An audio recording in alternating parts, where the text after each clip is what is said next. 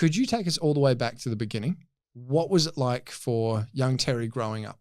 Credit to mum and dad. They were fantastic parents, middle class. Mum and dad worked very, very hard at everything they did. Yeah, dad, I always say, is an IT nerd.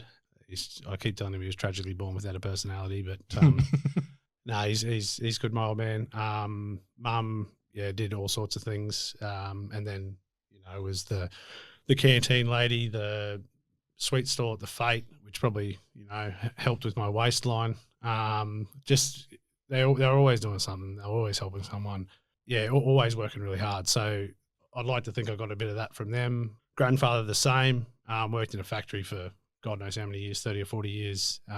So work ethic's just part of the Reese family clan, sort of, that's how you guys roll? Oh, look, I don't think we're any better than anyone else. Like a lot of people work really, really hard. There's times when I don't work real hard. But yeah, I think I learnt that, you need to work hard to get somewhere in life pretty early on. And so this is really shown to you. This wasn't told to you because you can kind of see that. I don't know. Yeah, I'd say shown. Yeah, I haven't really thought about it.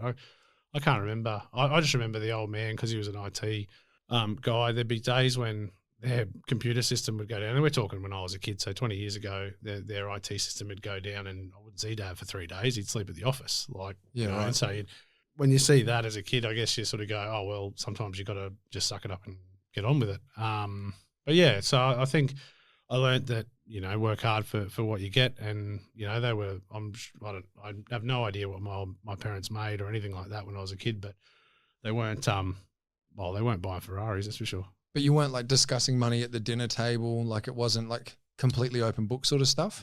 No, not really. I think Mum tried to teach me stuff, but she's a bit of a wizard with Excel from what you've told me. She's a guru. She's a guru, Shelley. She's all over it. She wouldn't like me saying that, but no, Mum, I think, I was a kid though. I didn't listen. I think I'm a recent father now, and I think that I'm going to be able to teach my son heaps of stuff. He probably won't listen.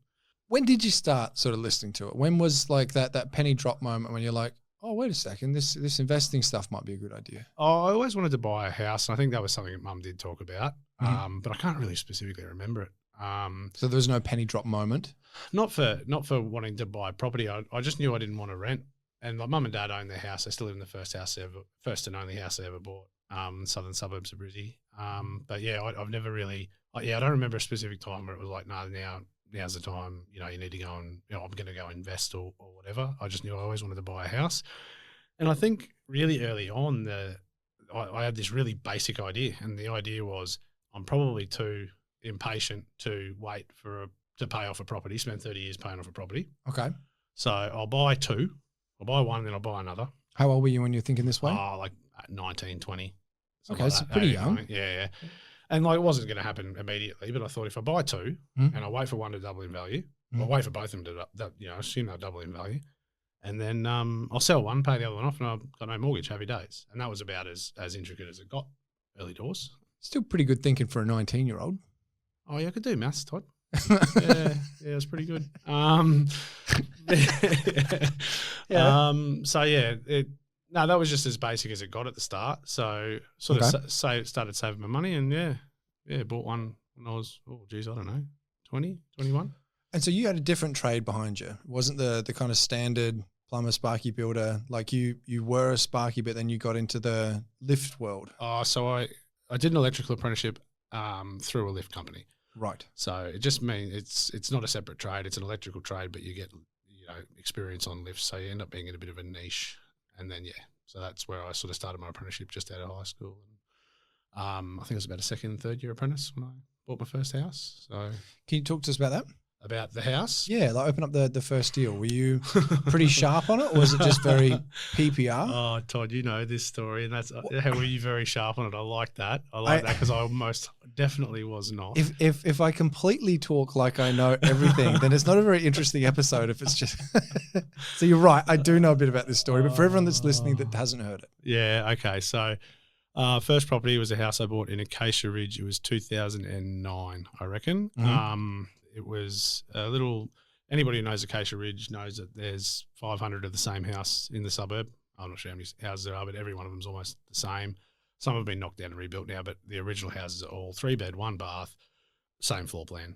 mirror image of each other if they're any different. And talked about Acacia Ridge as far as like what kind of an area is it? Look, it's lower socioeconomic area, I guess. Lovely people. I'll preface everything with that. Some of the most genuine, lovely people you'll ever meet live in Acacia Ridge. It's about 13 kilometres from the city, something like that. It's a pretty good proximity. Don't quote me on that. Somebody will probably comment and say it's 13 and a half or something. It's just a normal working class sort of suburb. It's near some industrial areas. Doesn't flood, but a lot of the suburbs around it do flood. And why there and why that house? Because I could afford it. What'd you pay? $368. Excuse me. So $368 back in 2009 though. Yeah, 2009. So I probably could have bought something in the early threes. I was going to say, you weren't snatching a bargain back then, were you? That would have been pretty fair price. No, they wanted offers over 369. So a pretty good negotiator. 368. So I'll tell you the story about how I actually bought it, which is pretty embarrassing, and I'll probably never live this down. So not knowing what I know now about negotiation and the way the world works, I thought, oh, beautiful, we want this house. People want to sell this house.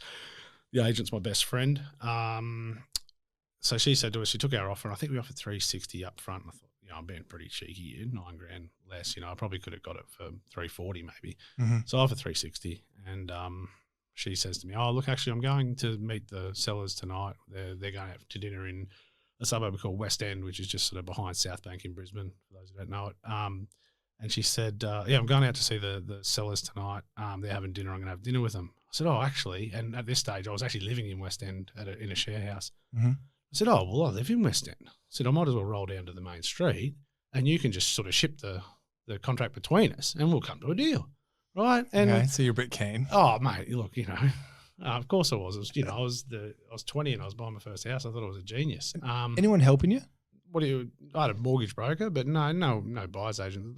Buyer's agents weren't really a thing back then. Didn't mean so much buyer's agent. I meant more like was mum in your corner? Was there like an uncle that had a bit of experience? Anything like that? No, not really. Mum helped as much as she could, but they'd bought one house and it was 25, 30 years ago at this stage. So okay. They just sort of not left me to my own devices, but they didn't really have a lot of experience in it either. So, okay. So you're going down to the West End. You're keen as mustard. So I rolled down to West End and she literally walked, I think we were sitting, maybe 100 metres away from each other and she walked between the sellers and me.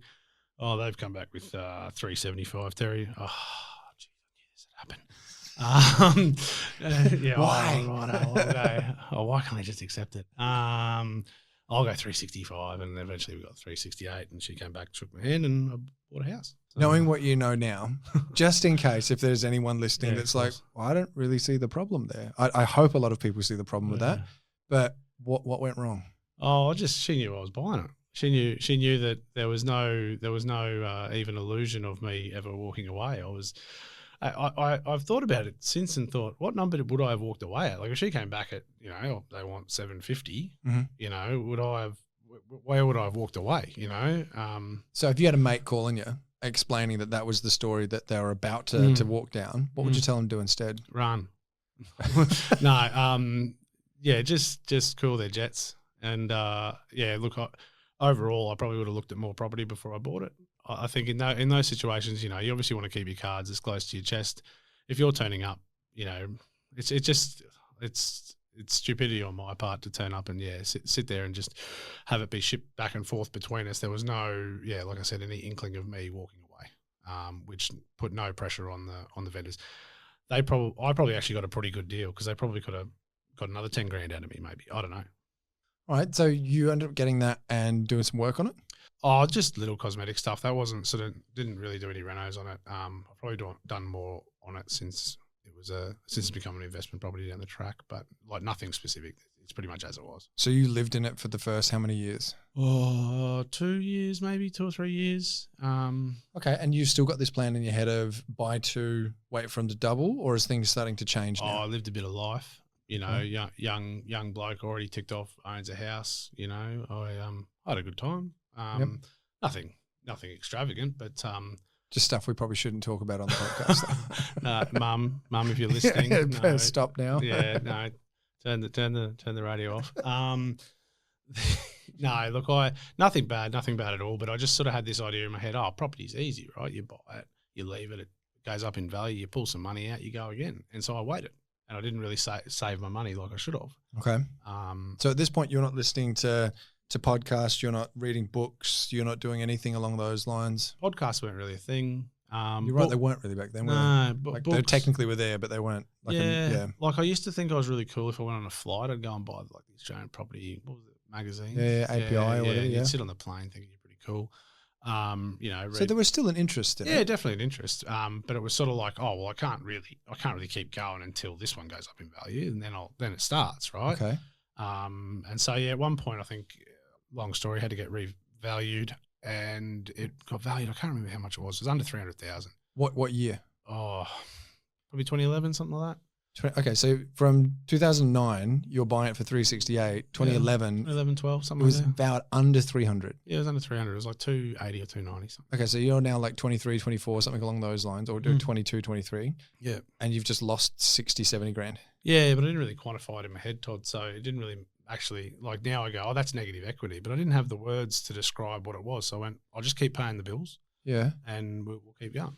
So you weren't deflated at all? I was. Like, it's not a great time. But yeah, I was just lucky enough to be in a position where I could sort of hold it through and yeah, kept going.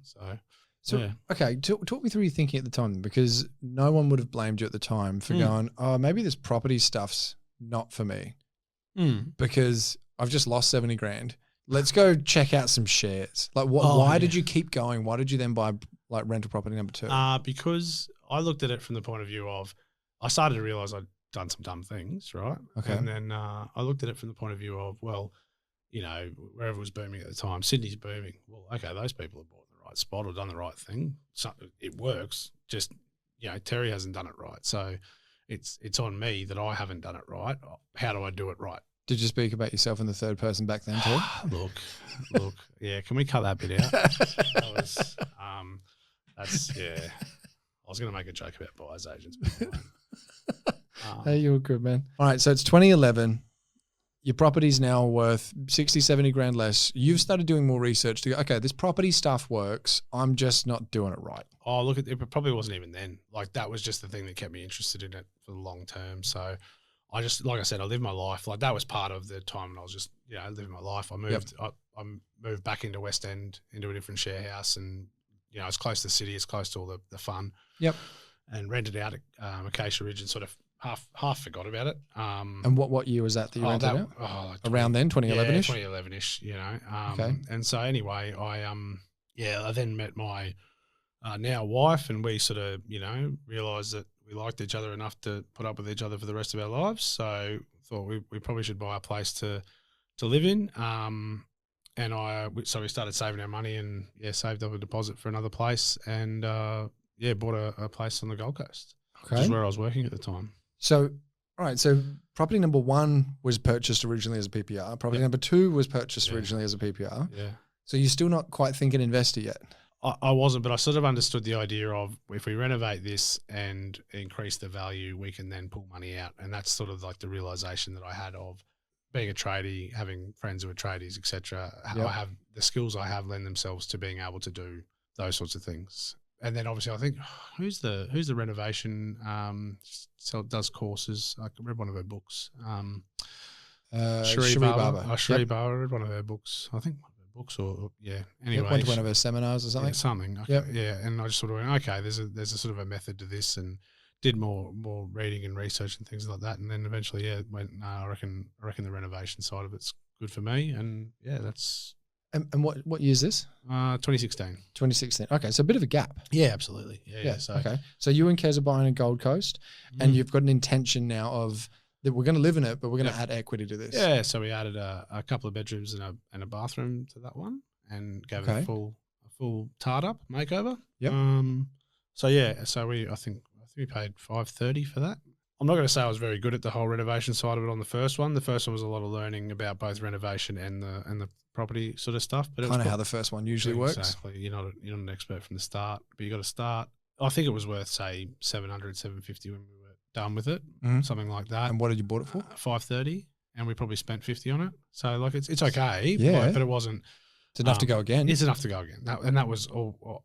I like to think of it as by that stage I was starting to realise, okay, well, you know, if you have a $3 million portfolio and it goes up by 10%, that's $300,000. That's pretty good. You know, if it goes up by 5%, that's $150,000. That's a wage, you know? And I'm thinking, okay, well, now what I have to do is figure out how the hell I get a $3 million portfolio. And so the answer was, okay, I'll go again. And then I go again, and I go again. And eventually the bank says, sorry, Mr. Reese, no more money. But, you know, obviously not getting into the lending side of it, but, you know, you get as much as you can as early as you can with sort of my thoughts.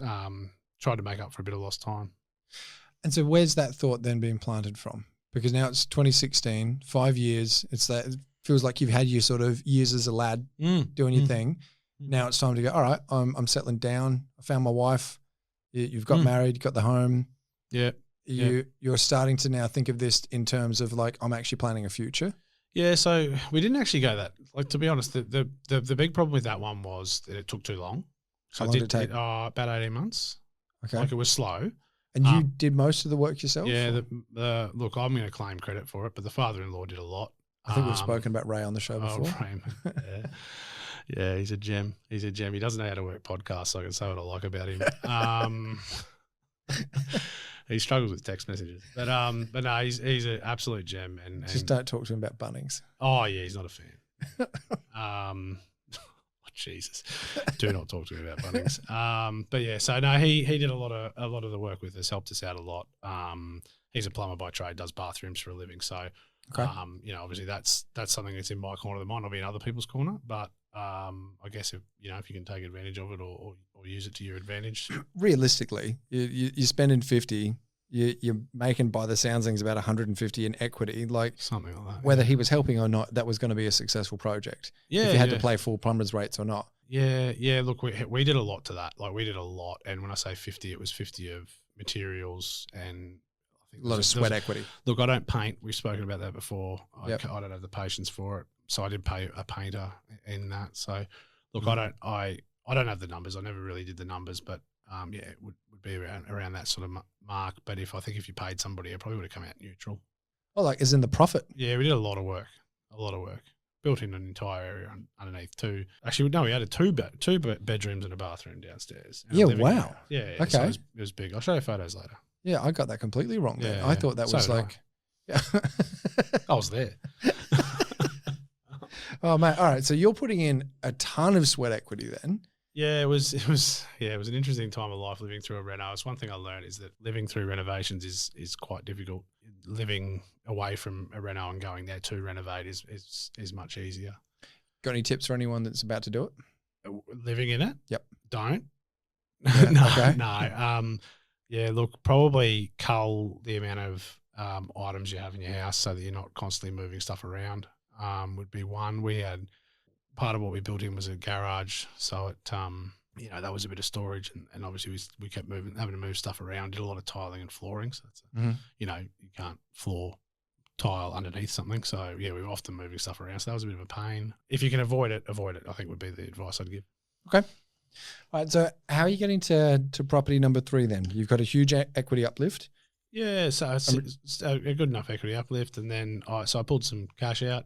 So yeah, that was only about 10 years in the making, pulling out some cash out to use as a deposit. Look, ideally you'd save up your deposits, and if I keep buying in the future, I'll probably try to do that as opposed to pulling more equity out. Why is that? Oh, just you really like your LVR against the property if you buy it with loan funds. It's literally 100% LVR. Like, you might be 80% valued against, lent against that property, but you're at 100. So you're already starting at, so I think, I think over time, I like the idea of paying things down as well. So I got a bit on principal and interest. So I'm not one of those ones that just sort of says, keep borrowing to the hill. And, I might not be the richest man in Australia because of it, but I think it's a lot less risky. Okay. And so property number 3 then? Property number 3, lovely little suburb. And I need to called Carindale, and I need to give credit to my wife.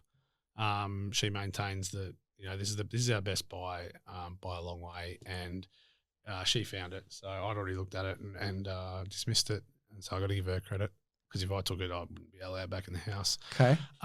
She will be listening to this. Yeah, no, I don't think she'll even listen, to be honest. But she, it was a 3-bed, 1 bath in Carindale.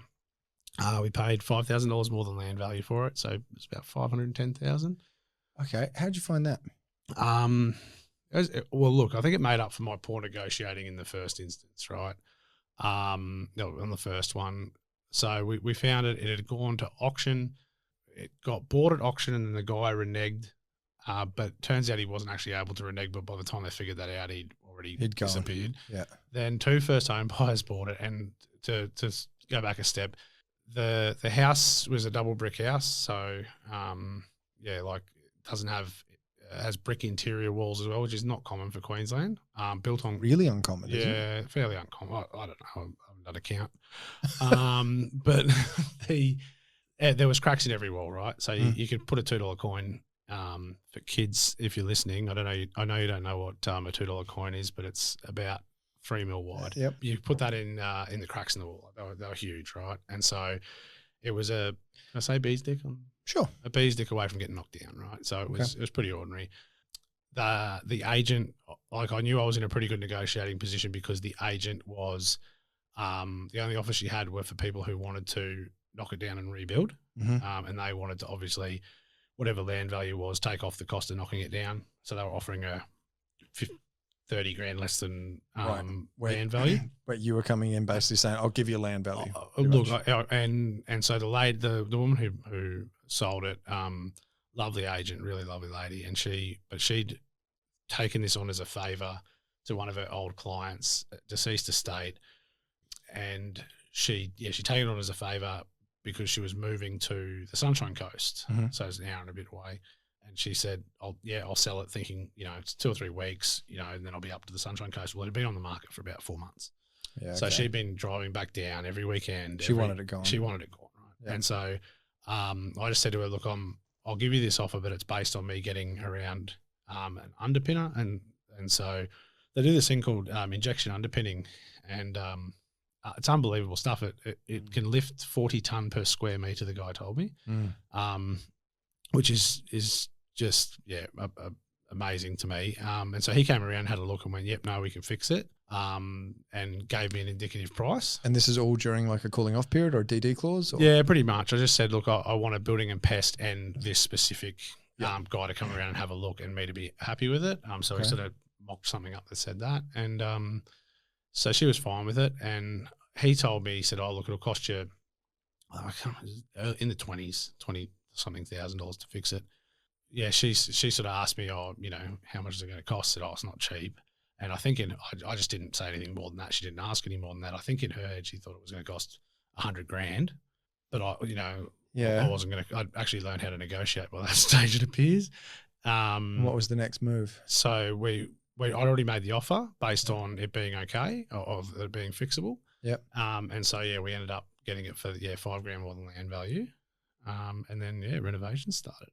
Hey, so it's something that I want to point out there as a really good takeaway for a lot of people is the fact that you actually made the time to chat with the agent to find out the fact that she'd even moved, that was even a thing, because so many people I don't think would even have that conversation to be able to have the information to connect the dots. It doesn't sound like much, but this is one thing that you're very, very good at, and building relationships with people, but also just having a yarn, but getting some very good information. Because now when you say, I've learned how to negotiate, I think you're very good at negotiating.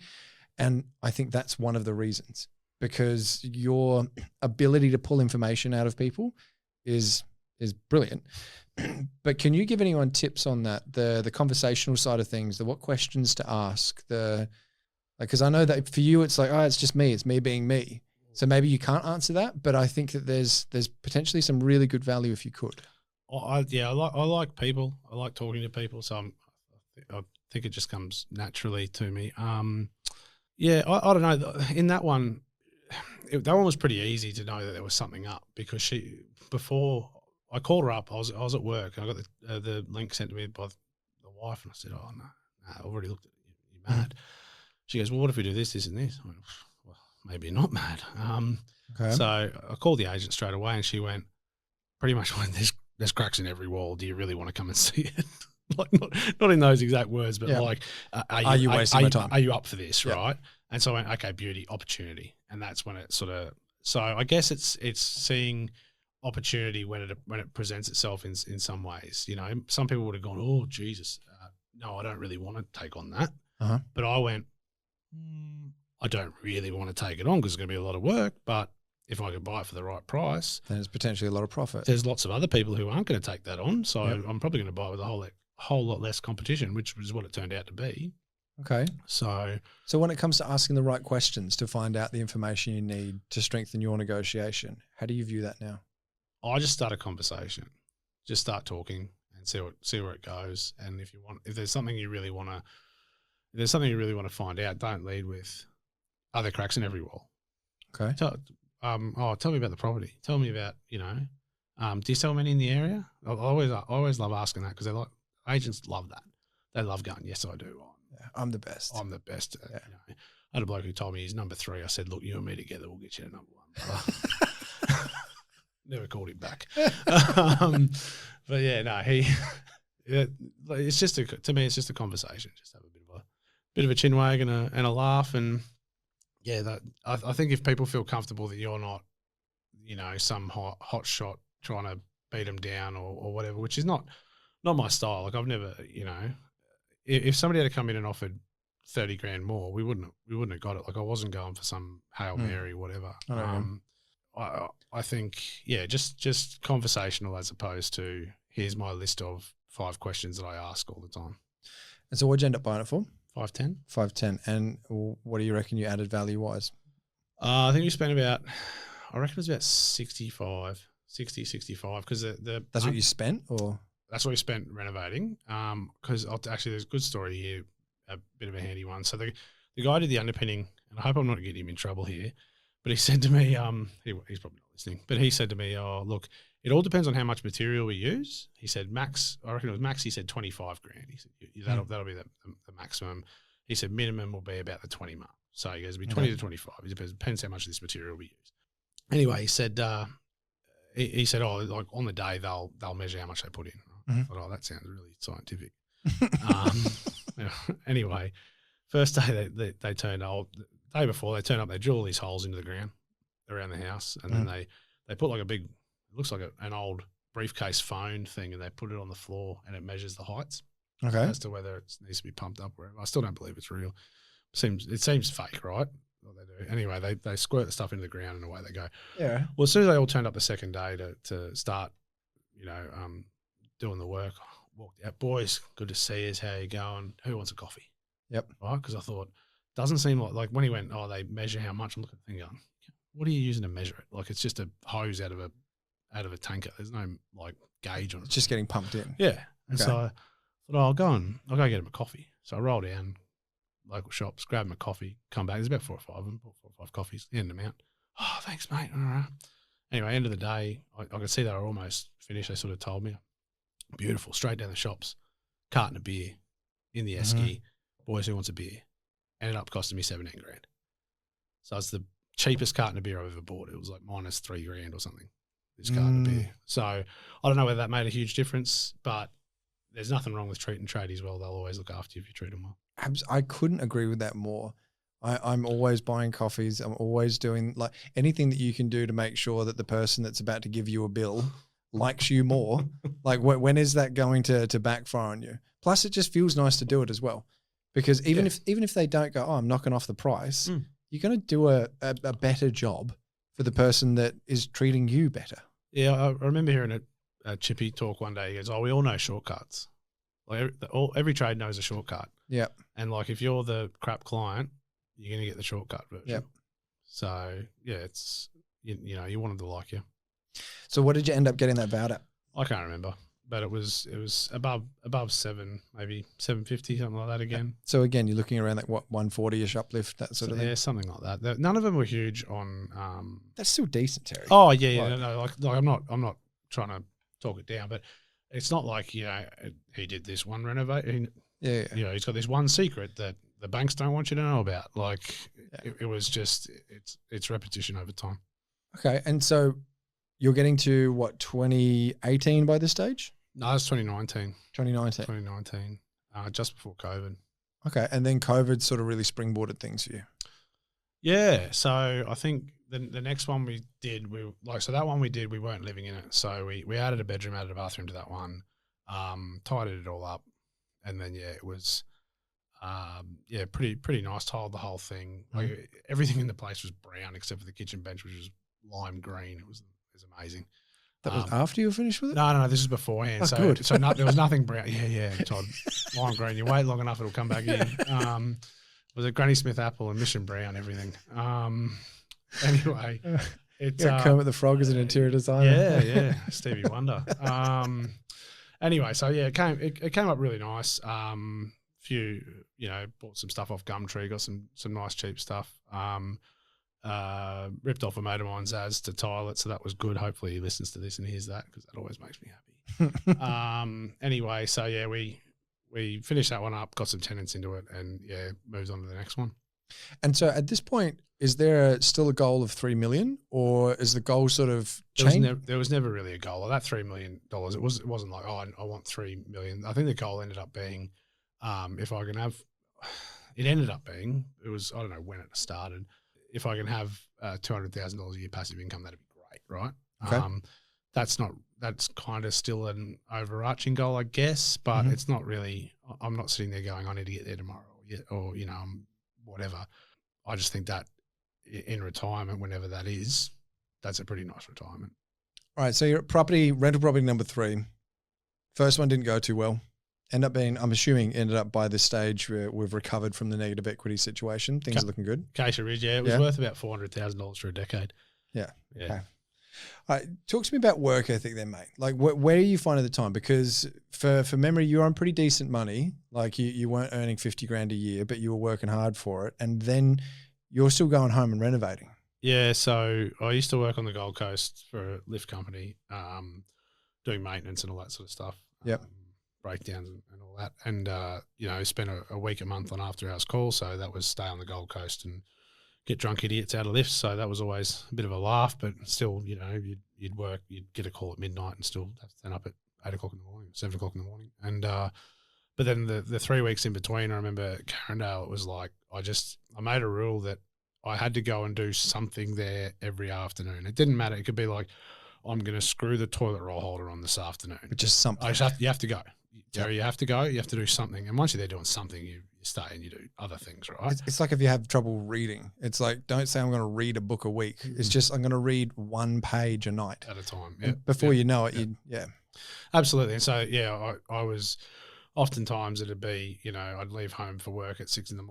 and get home at, 11 o'clock at night.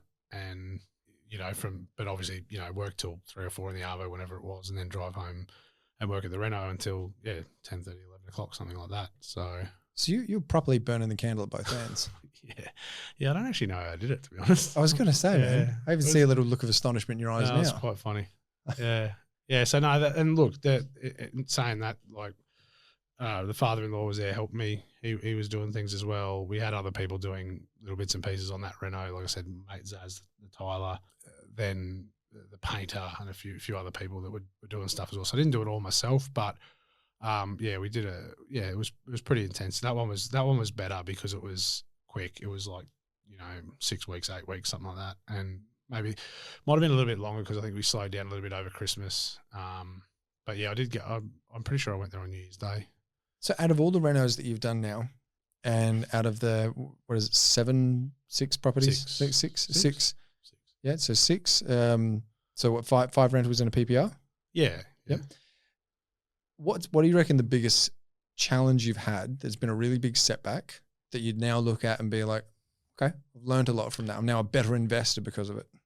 I think it probably was pretty early. So I think like the Acacia Ridge one was the worst by a long way. But I think the thing that I learned from that is one time heals all wounds.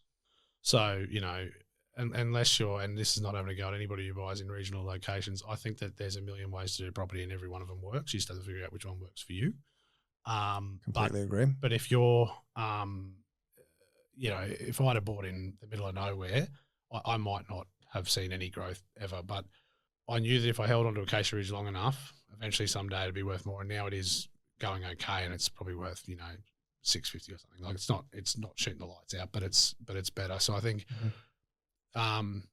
being patient But then I'll caveat that with be impatiently patient. All right, you have to open that Okay, up. Be impatiently patient. So I need to buy more property. I want to be patient. I want to wait for growth, right? Yep.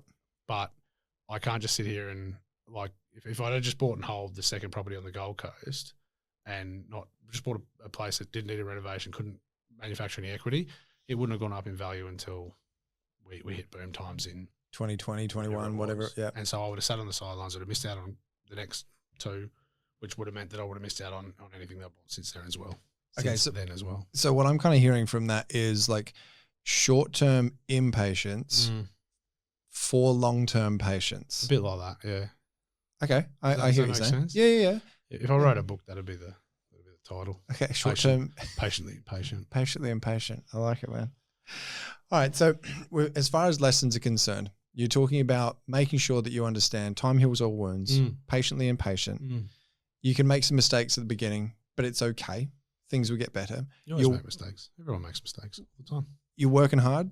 You're working real hard as far as if you're actually combining work, reno, and work, because that was work was already 40, 50 hours a week. Yeah, something like that, yeah. Potentially more if you're on getting more calls. Oh, an after-hours call, yeah. Well, after-hours call, you have to be – people who get stuck in this tight are very, very needy. I think we just found your quote. Nothing to do with property investment. Yeah. But so you have to be close. So I had to be close to the Gold Coast. That's where I was based for work. Okay. So I couldn't be in Brisbane to do the renos.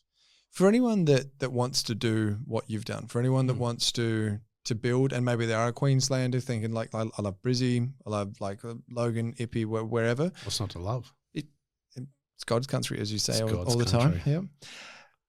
What would you give them as far as advice for renovating, and especially living in it, renovating, like with your partner renovating, the way that you've done it? Figure out the things you can do, and then figure out how much it's going to cost you to pay somebody to do the things you can't do. It's all about numbers, so understand it. Call tradies and talk to them, and look, don't call a tradie every day and ask him 400 questions, but you know, if you want to, I don't know, do a bathroom, call somebody who does bathrooms, have a conversation with them, get a budget price. That way, then when you know what you're looking at, you know, when you're looking at something, you know kind of what you're looking at, you go, okay, a bathroom's going to cost me X number of dollars. I don't know what a bathroom costs, Todd, because we do them ourselves. So I'm not that guy. But the main thing is and all your guests say this, or go get educated, but go get educated on the thing you want to do. Because in that time between the sort of first and second one, I probably, whenever I started listening to podcasts, and this is nothing against podcasts, especially not yours, is somebody come on and go, oh, I subdivide. Oh, that sounds interesting. Let's go learn everything about that. Or I do renos. Or, like, you know. Next shiniest thing. Yeah. So I was like, no, pick something that works for you and go do it. Just go do it. And then stuff it up and then figure it out and then move on and do it again and get better. So you're very much double down once it works. Or even just not even once it works, once it clicks with you. Well, like, you know, you're not going to go in with a reno project and go, I'm going to pay top dollar and then spend top dollar and then make money. Like, it's just not going to happen. But make sure you understand what you're doing, but take action. Go do it. I like it, man. I feel like that is our action step then.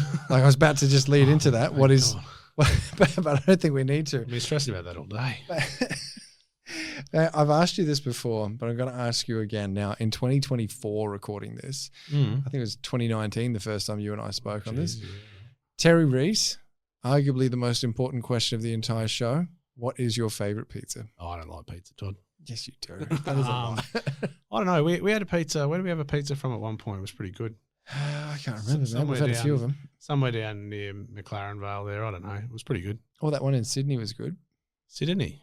Remember Sydney? Do you remember me and Gilbert caught up? Oh, I do remember. Yeah, it was huge. Yeah, that was like a metre and a half long. It's huge. I've never worked that weight off. Yeah. Jesus. I can't tell. It's the camera. It's 10 pounds. It's the 10 pounds on the camera, everyone. Oh, God. Mate, I think you've built an amazing portfolio, Terry. You're still incredibly humble about it. I don't even think you think it's much of an achievement. Whenever I talk to you, you compare yourself to people that have built like 10s and 20s and you're like, yeah, this is all right. Yeah, exactly. There we go again. But I think there's a lot we can all learn from the fact that you don't give up with it. You persist. And I think that there's a lot of merit in just understanding like this too shall pass almost. If you make a mistake, like you can get through it. Yeah. Like nothing's. Oh, look, what's the worst that could happen? Yeah. Like, We used to say that in skydiving. That was like before you get in the plane. It's like, have you checked this? Have you checked? Yeah. What's the worst that could happen? Yeah, the old break a leg. Yeah, right. If only. Jeez, if you had a skydiving accident, you'd hope for a broken leg. I've had one, and that was terrifying. How? You're still sitting here? Yeah, no, it was. I can briefly tell the story. It's nothing to do with what we're talking about, but essentially, I put the brakes on too soon. When you brake, like you've got your toggles and you pull down halfway. Okay? That sounds like the opposite of an accident. Well, let me keep explaining. So you're supposed to look at the horizon. You're not supposed to look at the ground when you're coming into land, okay? Because otherwise you get this thing called ground rush, which I very much did, because we don't have a vertical perception as humans. We're not supposed to fly. We're not supposed to be in the air. So what happens is your body freaks out when you look at the ground and goes, oh, stop. And you pull your toggles the full way. And I did that. I did literally what I was not supposed to do and what you're told not supposed to do, because my instinct kicked in. Do not trust your instinct when you're flying. You don't have one, okay? Well, you don't have a helpful one. And so instead of pulling my toggles full down when I was probably I should have been more like around that kind of 6 feet from the ground. I pulled them when I was probably about 25, 30 feet from the ground. Now, once you pull those brakes on, you don't get to pull them on again. That's it. So I slowed down, kind of like halted for a bit and then sped up and shot straight into the ground. I got up and started laughing it off. Like I actually think I've got something wrong in a good way with my bones. Like I've never really broken a bone. I crushed my finger once, but that was different.